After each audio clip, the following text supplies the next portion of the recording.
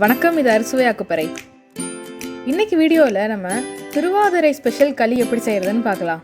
ஒரு கடாயில் 1 கப் பச்சரிசி போட்டு நல்லா வறுத்துட்டே இருக்கணும். அப்போ தான் ஒத்தாப்பில் வரும். அரிசியிலேருந்து நல்ல வாசம் வர ஸ்டேஜில் அதை எடுத்து தனியாக ஆற வச்சுருங்க.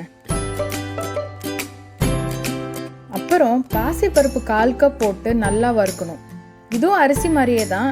நல்லா வாசம் வந்தோன்னே எடுத்து ஆற வச்சிடலாம். இப்போ ரெண்டுமே நல்லா ஆறிடுச்சு. இதோட ஒரு ஏலக்காய் சேர்த்து மிக்சியில் போட்டு நல்லா பவுடர் பண்ணிவிடுங்க.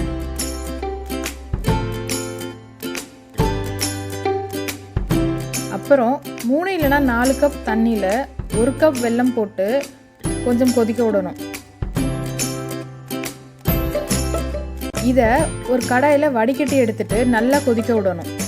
கொதிச்சிட்டு இருக்கும்போது நம்ம அரைச்சி வச்ச அரிசி பவுடரை கொஞ்சம் கொஞ்சமாக போட மிக்ஸ் பண்ணிகிட்டே இருக்கணும்.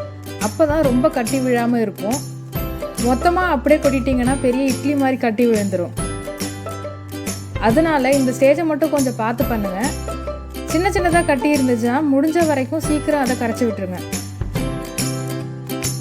இது வெந்துட்டு இருக்கும்போது இன்னொரு கடாயில் நெய் விட்டு அது நல்லா மெல்ட் ஆன அப்புறம் முந்திரி பருப்பு போட்டு கொஞ்சம் செவந்தோன்னே உலர் திராட்சை போட்டு அதை நல்லா பொரிஞ்சு வர வரைக்கும் வறுத்துட்டு இது நம்ம செஞ்ச களியில் போட்டு மிக்ஸ் பண்ணணும்.